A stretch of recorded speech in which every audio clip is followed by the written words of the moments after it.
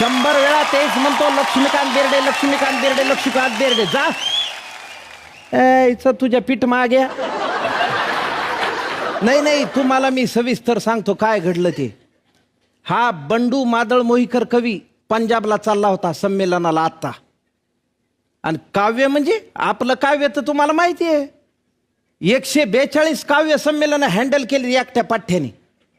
अखिल भारतीय ग्रामीण कवी संमेलन तरवाडा तर कसलं गाजलं होतं, अनाऊन्समेंटच गाजली होती माझी.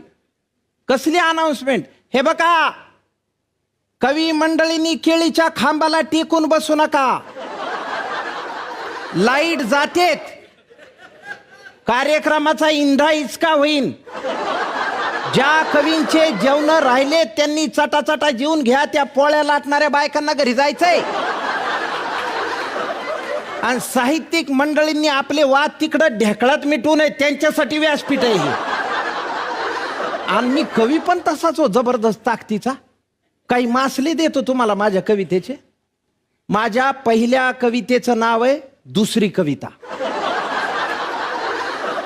या कपाने या बशीला दान द्यावे, या कपाने या बशीला दान द्यावे, आणि बशीतून वाफांचे चैतन्य गावे.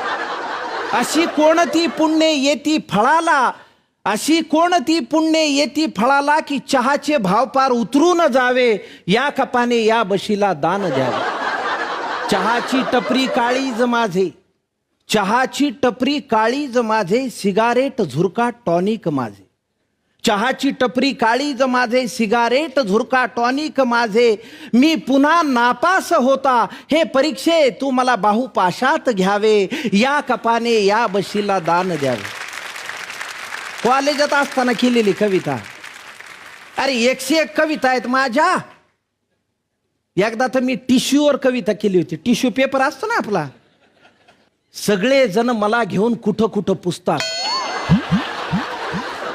सगळे जण मला घेऊन कुठं कुठं पुसतात, पण माझे हाल मात्र कुणीच पुसत नाही.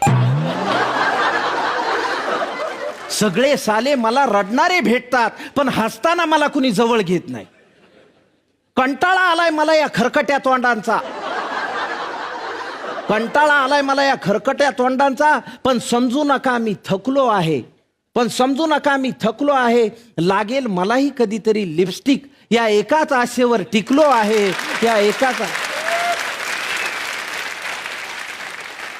आता टिश्यू सारख्या अशा नाजूक विषयावर टिश्यूचं काळीच जाणणारा कवी कसा असेल संवेदनशील. पण मला एक नालायक समीक्षक म्हणला, तुमच्या